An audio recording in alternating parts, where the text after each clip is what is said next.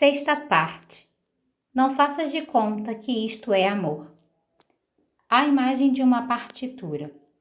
Título da obra: Garota dos Sonhos. Artista: Toby Marsh. Data: 2014. Suporte: partitura de música. Origem: cedido pela família Pershing. Descrição: esta folha de uma partitura original assinada pelo cantor e autor Toby Marsh registra o princípio da canção Garota dos Sonhos e foi leiloada como parte da gala anual da Music Notes para patrocinar programas de arte em escolas públicas de Nova York. Embora algumas das letras difiram da canção final, os versos mais famosos, e tenho tanto medo de a esquecer, apesar de só a ter conhecido nos meus sonhos, leem-se claramente no centro da página. Contexto: é consensual ter sido esta a canção a lançar a carreira de Marsh. O músico limitou-se a fomentar a mitologia que rodeia o tema, alegando que a canção lhe surgiu ao longo de vários sonhos. Eu acordava com sequências de notas musicais na cabeça, disse em uma entrevista de 2016 para a Paper Magazine. Encontrava os versos rabiscados em blocos de anotações e notas fiscais, mas não me lembrava de tê-los escrito. Parecia sonambulismo.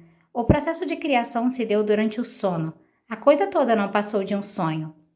Marsh nega ter estado sob efeitos de drogas na época, na composição.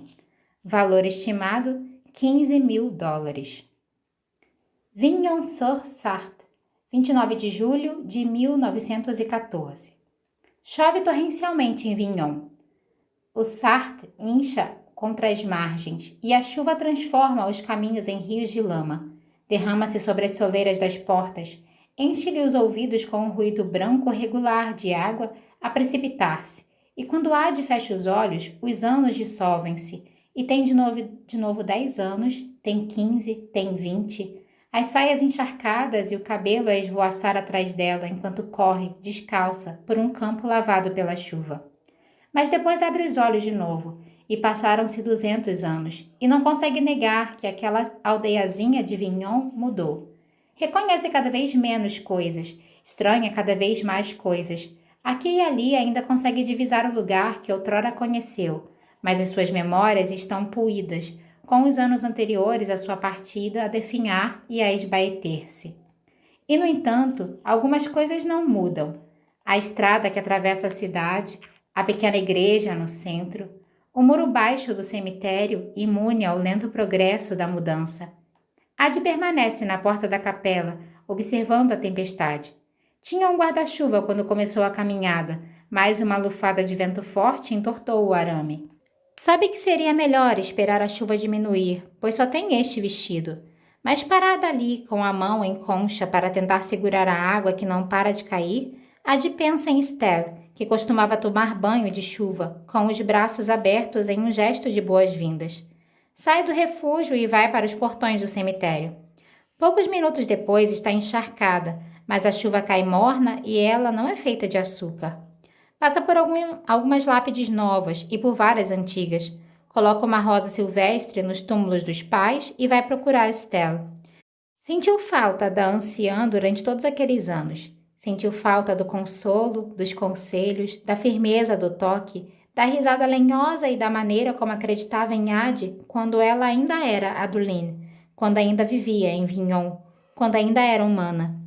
E embora Ade se apegue a tudo o que pode, a voz de Estelle sumiu por completo com o passar dos anos.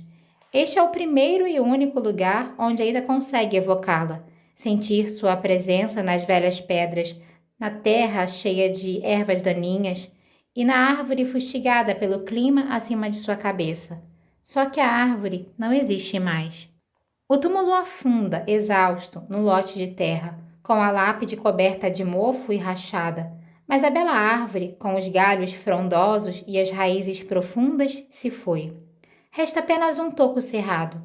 Ade solta um suspiro alto, caindo de joelhos, e toca a madeira morta e cheia de farpas. Não, isto não. Já perdeu muitas coisas e sofreu pela sua ausência, mas pela primeira vez em muitos anos, sente uma perda tão aguda que a deixa sem fôlego, sem forças, sem vontade. O sofrimento, tão fundo quanto um poço, abre caminho dentro dela. Qual é o sentido de plantar sementes? Para que cuidar delas? Para que ajudá-las a crescer? No fim, tudo desmorona, tudo morre. Adi é tudo que resta, um fantasma solitário de vigília pelas coisas esquecidas. Fecha os olhos com força e tenta evocar Estelle. Tenta conjurar a voz da anciã para que ela lhe diga que vai ficar tudo bem, que é só madeira. Mas a voz se foi, desvanecida sob o som da tempestade violenta. Adi ainda está sentada quando o anoitecer chega. A chuva se transforma em uma garoa, um gotejar ocasional contra as pedras. Ela está completamente ensopada, mas não consegue mais sentir frio. Na verdade, não consegue sentir quase nada, até que percebe a mudança no ar e a chegada da sombra atrás de si. Sinto muito, diz ele, e é a primeira vez que ela ouve essas palavras pronunciadas pela sua voz de seda, a única vez em que soarão sinceras. Foi você? Sussurra ela, sem erguer o olhar. E para sua surpresa, Luke se ajoelha ao lado dela na terra molhada, embora suas roupas não pareçam ficar úmidas. Você não pode me culpar por todas as perdas, diz ele. Adi não percebe que está tremendo até que ele coloque o braço ao redor dos seus ombros, até que sinta os próprios braços tremendo em contato com o peso firme de Luke. Eu sei que posso ser cruel, mas a natureza consegue ser ainda mais cruel do que eu. Adi percebe a linha chamuscada bem no meio do toco de madeira, o corte veloz e ardente de um raio, mas saber disso não alivia a dor da perda. Ela não consegue nem ao menos olhar para a árvore. Não suporta ficar ali nem mais um segundo. Venha, diz ele, ajudando-a a se levantar. E Adi não sabe para onde estão indo, nem se importa, contanto que seja para outro lugar. Dá as costas para o resto de madeira destroçado e para a lápide desgastada até virar pó. Mesmas rochas, ela pensa, enquanto segue Luke para longe do cemitério, da vila e do seu passado. Ela nunca mais vai voltar a Vignon. Evidentemente, Paris mudou muito mais que Vignon. No decorrer dos anos, ela observou a cidade ser polida até reluzir com prédios de pedras brancas encimados por telhados cinza grafite. A paisagem está repleta de janelas altas, sacadas de ferro e amplas avenidas ladeadas por floriculturas e bistrôs cobertos por toldos de lona vermelha. Eles se sentam em um pátio, enquanto a brisa do verão seca o vestido dela e uma garrafa de vinho do Porto está aberta na mesa. Adi bebe longos goles, tentando esquecer a imagem da árvore, mas sabendo muito bem que não existe vinho suficiente no mundo capaz de embotar a sua memória. Mas tenta mesmo assim. Em algum lugar ao longo do rio Sena, um violino começa a tocar. Sob as notas altas, ela escuta o arrancar do motor de um carro, o galope teimoso de um cavalo, a melodia exótica de Paris. Luke ergue a sua taça. Feliz aniversário, minha Adeline.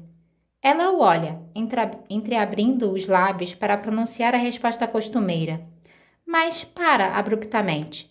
Se ela pertence a ele, então, àquela altura, ele também deve pertencer a ela.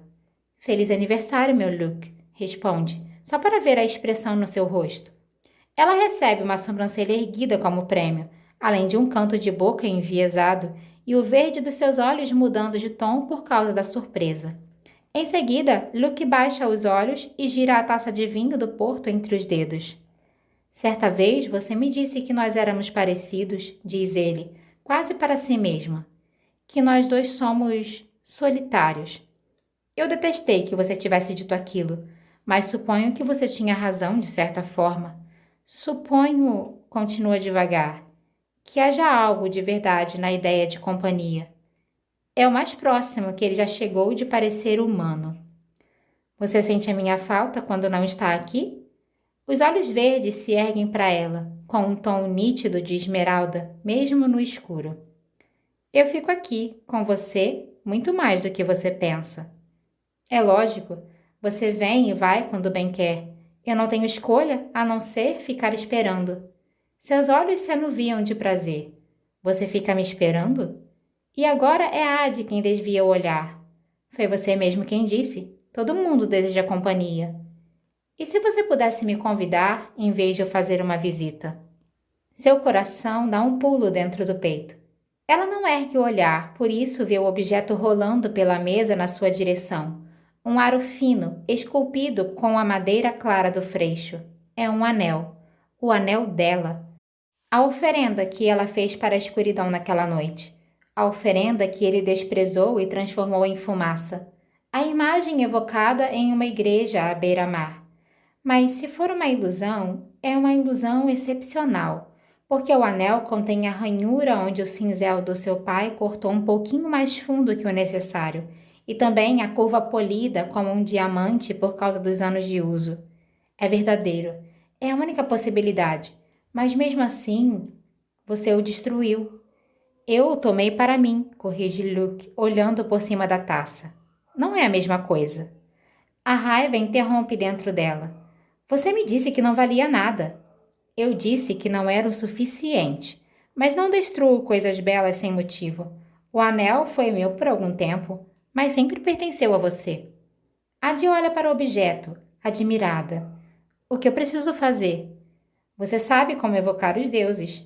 A voz de Estelle, débil como a brisa, surge. Você deve ser humilde diante deles. Coloque o anel no dedo e eu virei ao seu encontro. Luke se recosta na cadeira, com o vento noturno soprando nos cachos escuros. Pronto, agora estamos quites. Nunca vamos estar quites, diz ela, girando o anel entre o dedo indicador e o polegar. Por fim, decide que não vai usá-lo. É um desafio, uma espécie de jogo disfarçado de presente. Não é exatamente uma guerra, mas uma aposta. Uma batalha de força de vontade. Se ela colocasse o anel e chamasse Luke, seria a mesma coisa que passar a vez e admitir a derrota. A mesma coisa que se render. Ela guarda o souvenir no bolso das saias, forçando os dedos a soltarem o talismã. Só então se dá conta da tensão pairando no ar nesta noite. Trata-se de uma energia que já sentiu antes, mas não sabe muito bem onde. Então, Luke explica. Uma guerra está prestes a explodir. Ela não sabia. Ele conta sobre o assassinato do arquiduque como se vestisse uma máscara de desgosto lúgubre no rosto.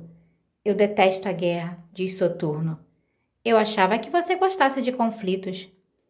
O pós-guerra sempre impulsiona as artes, mas a guerra transforma os cínicos em crentes e aduladores desesperados por salvação. De repente, todos eles começam a se aferrar às suas almas, segurando-as firme contra o peito, como as matronas fazem com os colares de pérola.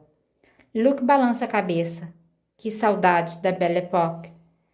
Quem diria que os deuses são tão nostálgicos? Luke termina de beber e se levanta. Você devia ir embora antes que a guerra comece. Adi solta uma risada. Até parece que ele se importa. O peso súbito do anel surge dentro do seu bolso. Ele estende a mão para ela. Eu posso tirar você daqui? Ela devia ter aceitado, ter dito que sim. Devia ter deixado que ele levasse através daquela terrível escuridão até o outro lado. Devia ter se poupado da viagem detestável de uma semana pelo Oceano Atlântico, quando se tornou uma passageira clandestina no estômago de um navio, com a beleza do mar manchada pela sua natureza infindável. Mas aprendeu bem demais a não mudar de opinião. Luke balança a cabeça. Você continua sendo uma garota tola e teimosa. Adi brinca com a ideia de ficar na cidade, mas depois que ele se vai, não consegue evitar pensar na sombra pairando no olhar dele, na maneira soturna com que ele falou sobre o conflito que estava por vir. É um mau sinal quando até mesmo os deuses e os demônios temem uma batalha. Uma semana depois, Adi desiste e embarca em um navio a caminho de Nova York. Quando finalmente atraca no porto, o mundo está em guerra. Nova York, 29 de julho de 2014. Capítulo 2. É um dia como outro qualquer. Isso é o que Adi diz a si mesma. É apenas um dia, como todos os outros, mas é evidente que não é. Faz 300 anos desde que deveria ter se casado. Um futuro decidido contra sua vontade. 300 anos desde que ela se ajoelhou na floresta, evocou a escuridão e perdeu tudo, exceto a liberdade. 300 anos. Deveria cair uma tempestade, surgir um eclipse no céu, alguma maneira de assinalar a data. Mas o dia amanhece perfeito, sem nuvens e azul. A cama permanece vazia ao seu lado, mas ela consegue ouvir os ruídos ligeiros da movimentação de Henry na cozinha. Ad deve ter segurado as cobertas com força durante o sono, porque sente os dedos latejarem. Há um nódulo de dor no meio da palma da mão esquerda. Assim que abre a mão, o anel de madeira cai na cama. Ela o joga para fora da cama como se fosse uma aranha, um mau presságio, e escuta o aro cair no chão, quicar e rolar para longe no assoalho de madeira. Ad ergue os joelhos e deixa a cabeça desabar neles. Respira, preenchendo o espaço entre as costelas, e lembra a si mesma que é só um anel e que hoje é só um dia normal. Mas há uma corda apertando seu peito, um temor sombrio que se enrosca em seu corpo, dizendo para Ad ir embora e se afastar ao máximo de Henry, caso ele venha. Ele não vem, Ad diz a si mesma. Já passou muito tempo, diz a si mesma, mas não quer correr o risco. Henry bate os nós dos dedos na porta aberta. Ela ergue o olhar e depara com o rapaz segurando um prato com uma rosquinha e 3 velas enfiadas no topo. E apesar de tudo, ela ri. O que é isso?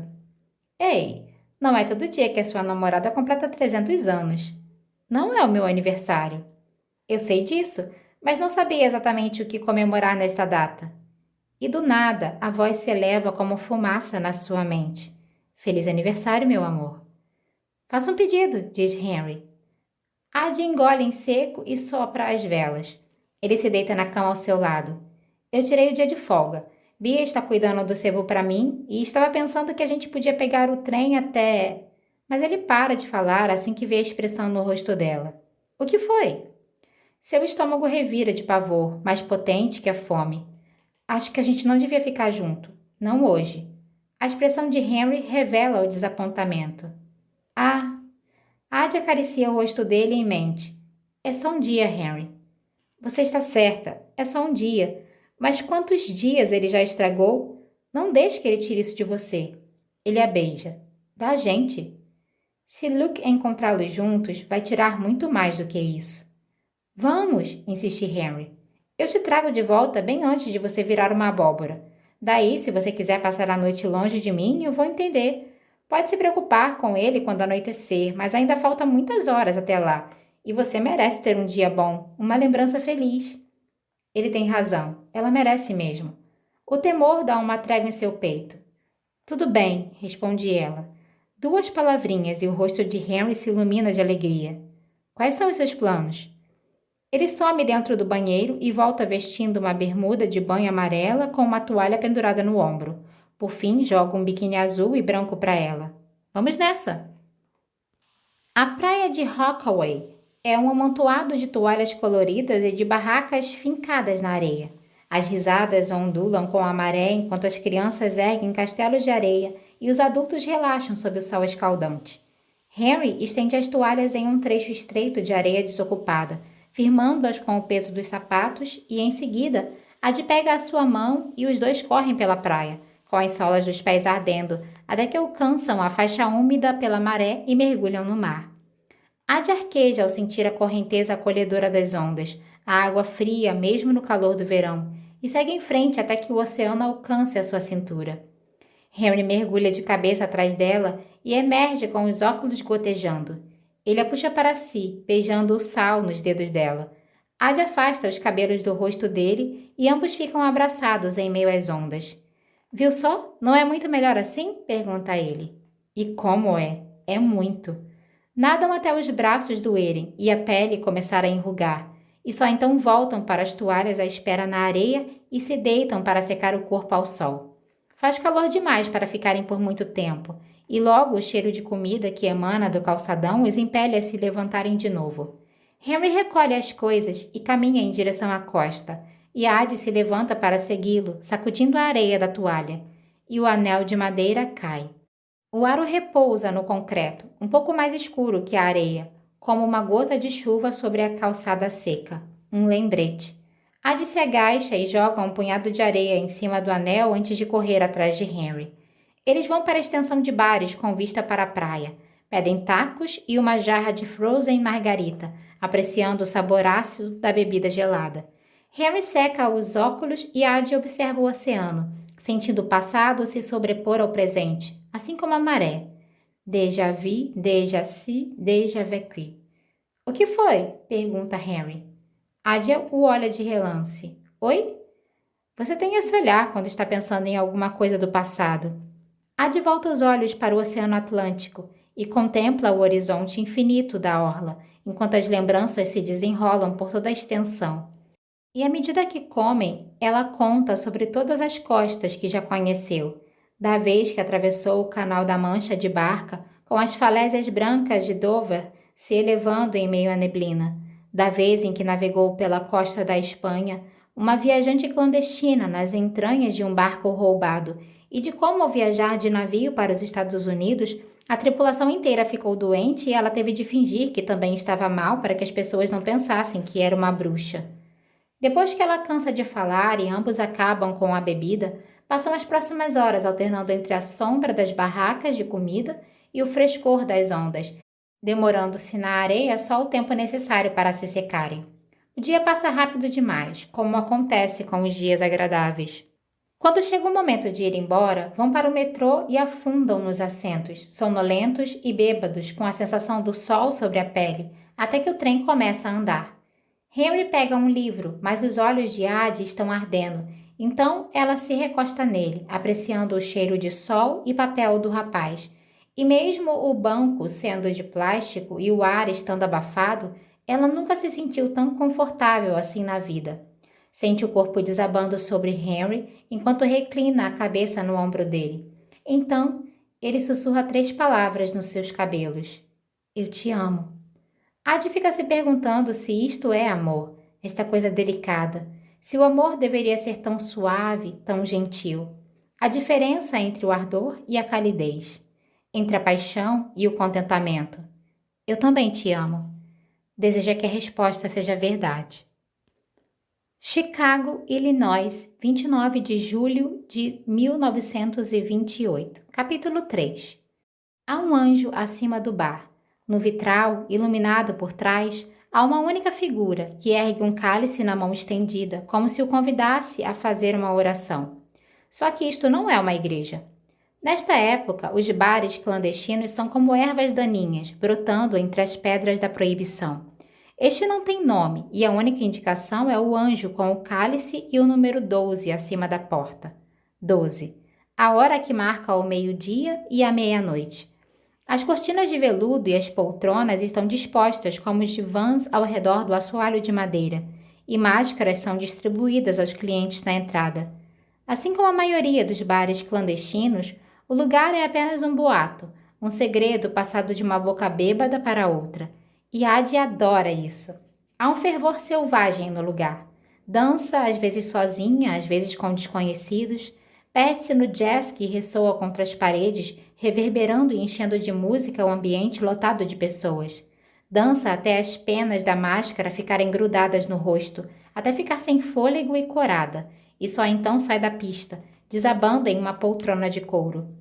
É quase meia-noite, e seus dedos se movem como os ponteiros de um relógio em direção ao pescoço, onde o anel fica pendurado em uma corrente de prata. Ela sente o aro de madeira quente contra a pele, sempre ao seu alcance. Certa vez, quando a corrente arrebentou, pensou que tivesse perdido o anel, mas o encontrou são e salvo dentro do bolso da blusa. Outra vez, esqueceu o objeto no parapeito de uma janela e o achou horas depois pendurado no seu pescoço de novo. É a única coisa que ela nunca perde. Addie brinca com o anel, o que se tornou um hábito preguiçoso, como enrolar uma mecha de cabelo em volta do dedo. Passa as unhas pela borda do aro, girando-o com cuidado para nunca o deixar deslizar pela falange. Já pensou em colocá-lo centenas de vezes, quando estava se sentindo solitária, quando estava entediada, quando viu algo belo e pensou nele. Mas Luke é orgulhoso demais e Addie teimosa demais, então está determinada a vencer a partida. Faz 14 anos que resiste ao impulso de colocar o anel no dedo, e faz 14 anos que ele não vem até ela. Então Addie tinha razão. É um jogo. O objetivo é conceder a ela outro tipo de desistência, uma versão inferior da rendição. 14 anos. E ela está solitária, um pouquinho bêbada, e fica imaginando se vai ceder nesta noite. Seria uma queda, mas não de uma altura muito elevada. Quem sabe... Decide pegar outra bebida para manter as mãos ocupadas. Vai ao bar e pede um gin tônica, mas o homem com a máscara branca serve uma taça de champanhe. Uma única pétala de rosa caramelizada flutua entre as borbulhas, e quando ela pergunta, o bartender acena com a cabeça em direção a uma sombra em uma cabine de veludo. Sua máscara foi desenhada para se parecer com galhos de árvore e as folhas são a moldura perfeita para olhos perfeitos. Adi abre um sorriso ao vê-lo. Estaria mentindo se dissesse que não sente nada além de alívio. Um fardo colocado no chão, um suspiro. Ganhei, diz ela, acomodando-se na cabine. E apesar de ter colocado as cartas na mesa primeiro, os olhos de Luke estão brilhantes e triunfantes. Como? Eu não te chamei e você veio mesmo assim. Ele ergue o queixo como a epítome do desdém. Você está presumindo que vim por sua causa. Quase me esqueci de que há muitos seres humanos irritantes por aqui, de quem extorquir almas, diz ela, imitando a cadência suave e baixa da voz de Luke. Um sorriso sarcástico repuxa os lábios perfeitos. Eu juro, Adeline, poucos são tão irritantes quanto você. Poucos? Vou ter de me esforçar mais, provoca ela. Ele ergue uma taça e a inclina em direção ao bar. Mas o fato é que você veio até mim. Este lugar é meu. Adi olha ao redor e, de repente, o esquema fica óbvio. Ela enxerga pistas por toda parte. Pela primeira vez, repara que o anjo acima do bar não tem asas, que os cachos que envolvem a sua cabeça são castanhos escuros, que o que ela pensou que fosse um halo poderia muito bem ser o luar. Fica se perguntando o que a atraiu para este lugar para início de conversa. Fica se perguntando se ela e Luke são como imãs. Se deram voltas em torno um do outro por tanto tempo que agora compartilham a mesma órbita. Este tipo de clube vai se tornar um hobby para ele. Luke vai plantá-los em dezenas de cidades e cuidar deles como se fossem jardins, deixando-os crescer descontroladamente. Tão numerosos quanto igrejas e 2 vezes mais populares, ele vai dizer. Muito tempo depois da época da proibição, os bares clandestinos vão continuar a florescer, atendendo a uma variedade de gostos. E Adi vai se perguntar se a energia desses lugares alimentam Luke ou se são um solo fértil para o cultivo de almas. Um local onde praticar seu comércio, exercer sua influência e fazer suas promessas. E, de certo modo, um local de preces, ainda que seja um tipo diferente de adoração. Então você entende que talvez seja eu quem ganhou, diz Luke. Adi balança a cabeça. Foi só um acaso, eu não o chamei. Ele sorri, baixando os olhos para o anel sobre a pele dela. Eu sei o que se passa no seu coração. Senti que ele vacilou. Só que eu não vacilei. Não, concorda, quase sussurrando. Mas fiquei cansado de esperar. Quer dizer que você sentiu a minha falta, diz ela com um sorriso, e percebe um ligeiro vislumbre nos olhos verdes, um fragmento de luz. A vida é longa e os seres humanos são tediosos. Você é uma companhia muito melhor. Você está esquecendo que eu também sou humana. Adeline, diz ele com um tom de pena na voz. Você não é humana desde a noite em que nos conhecemos. Nunca mais vai voltar a ser humana. Um calor percorre o corpo de Adi ao ouvir as palavras. Não mais uma calidez prazerosa, mas raiva. Eu ainda sou humana, diz, sentindo as palavras se abafarem como se estivesse tentando dizer o próprio nome. Você anda entre os humanos como um fantasma, retruca ele, encostando a testa na dela. Porque não é como eles. Não pode viver como eles. Não pode amar como eles. Não pode pertencer a eles. Sua boca paira sobre a boca de Adi. Seu tom de voz diminui até se tornar uma brisa. Você pertence a mim. Um som parecido com um trovão ecoa no fundo da sua garganta. Ao meu lado. Quando o encara, Adi percebe um novo tom de verde e sabe exatamente o que significa. É a cor de um homem desequilibrado. O peito de Luke sobe e desce como se ele fosse feito de carne e osso. Esse é o ponto onde ela pode cravar a faca. Eu prefiro ser um fantasma. E, pela primeira vez, a escuridão estremece. Luke se retrai como as sombras ao depararem com a luz. Os olhos empalidecem de raiva, e o Deus que ela conhece surge, o monstro com quem aprendeu a lidar. Como quiser, murmura Luke. Ela espera que ele se desfaça em meio à escuridão e se prepara para o vácuo súbito e pulsante, para ser engolida e cuspida do outro lado do mundo. Mas Luke não desaparece, nem ela. Ele acena com a cabeça para o clube. Vá em frente, então. Volte para eles. E Adi preferiria que ele a tivesse expulsado do lugar. Ela se levanta, embora tenha perdido a vontade de beber, de dançar e de ter companhia. É como se afastar da luz do sol. A umidade do aposento se torna fria em contato com a pele de Adi, enquanto ele permanece sentado na cabine de veludo e ela prossegue com a sua noite. E pela primeira vez, sente a distância entre os seres humanos e si mesma, com receio de que ele esteja certo. Por fim, é ela quem vai embora. No dia seguinte, o bar clandestino é fechado com tábuas e não há rastros de Luke em lugar algum. Assim, novas regras estão estabelecidas e as peças dispostas no tabuleiro. A batalha recomeça. Ela não vai voltar a vê-lo antes da guerra. Nova York, 29 de julho de 2014. Capítulo 4. Adi acorda com um tranco do metrô da linha A. Abre os olhos assim que as luzes piscam e se apagam, mergulhando o vagão na escuridão. O pânico inunda o seu peito como uma correnteza, com o mundo escuro do lado de fora das janelas. Mas Henry aperta a sua mão com força. Essa linha é assim mesmo, diz ele, enquanto as luzes se acendem de novo e o trem volta ao seu ritmo habitual. Assim que a voz mecânica anuncia a estação, ela se dá conta de que tinham voltado para o Brooklyn, a última parte do trajeto do metrô que fica debaixo da terra, e quando saem na rua ao ar livre, o sol continua em segurança no céu. Caminham de volta para o apartamento de Henry, com as pernas pesadas por causa do calor e tontos de sono. Tomam um banho para tirar o sal e a areia do corpo e desabam nos lençóis, com os cabelos molhados esfriando a pele. Livro se deita enroscado aos seus pés, e Henry a puxa para si. A cama está fresca, ele está quente, e se isto não for amor, é o bastante. 5 minutinhos, balbucia ele nos seus cabelos.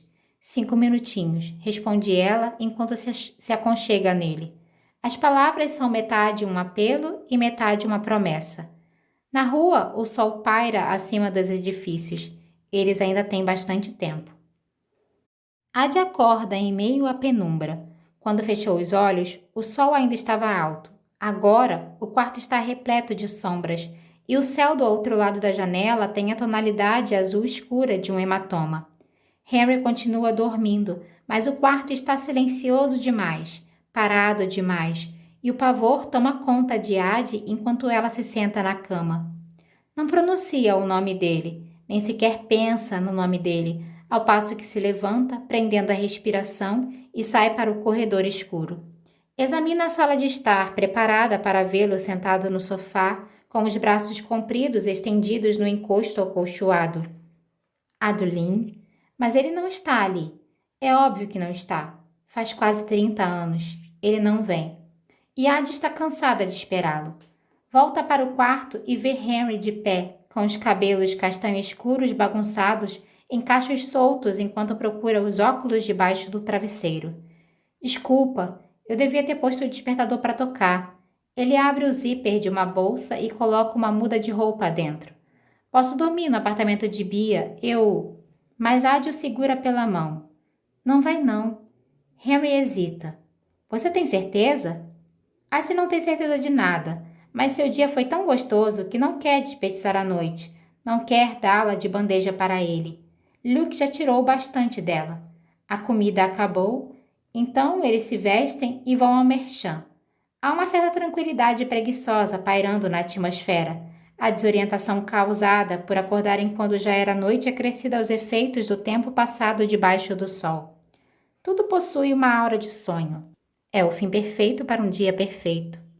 Contam a garçonete que estão comemorando e quando a garota pergunta se é um aniversário ou um noivado, Adi ergue o copo de cerveja e responde: aniversário. Parabéns! Quantos anos? Pergunta a garçonete. 300, responde ela. Henry se engasga com a bebida e a garçonete ri, presumindo ser uma piada interna. Adi apenas sorri. Uma música começa a tocar, do tipo que reverbera acima do burburinho, e Ad faz Henry se levantar. Vamos dançar, pede ela. Harry tenta dar a desculpa de que não sabe dançar, embora ela o tenha visto no Fort Hall, quando os dois se deixaram levar pela batida. Ele diz que é diferente, mas Ad não cai no papo, porque o tempo passa, mas todo mundo dança. Ela já viu as pessoas dançando valsa e quadrilha, foxtrot, jive e outras dezenas de ritmos, e tem certeza de que ele sabe dançar pelo menos um deles. Ela o arrasta por entre as mesas. Henry nem sabia que o Merchant tinha uma pista de dança, mas tem, e os dois são as únicas pessoas no meio dela. Ad mostra como erguer a mão e acompanhá-la com movimentos espelhados. Mostra como guiar a dança, fazendo-a rodopiar e descer até o chão. Mostra onde colocar as mãos e como sentir o ritmo nos quadris, e por algum tempo tudo é perfeito, natural e certo. Rindo, vão até o bar aos tropeços para pegar mais uma bebida. 2 cervejas, pede Henry, e o bartender assente e se afasta, voltando um minuto depois com as bebidas. Mas só uma delas é cerveja. A outra é champanhe, com uma pétala de rosa caramelizada flutuando no líquido. Ad sente o mundo girar e a escuridão se estreitando. Há um bilhete debaixo da taça, escrito em francês, com uma caligrafia elegante e inclinada. Para a minha Adeline. Ei! A gente não pediu champanhe, diz Henry. O bartender aponta para os fundos do bar. Com os cumprimentos do cavalheiro ali. Ele começa a dizer, mas logo para de falar. Que? Ele estava bem ali. Ad sente o coração apertar e segura a mão de Henry. Você tem que ir embora. O quê? Espera. Mas não há mais tempo. Ela o empurra em direção à porta. Ad! Luke não pode vê-los juntos. Não pode saber o que eles encontraram.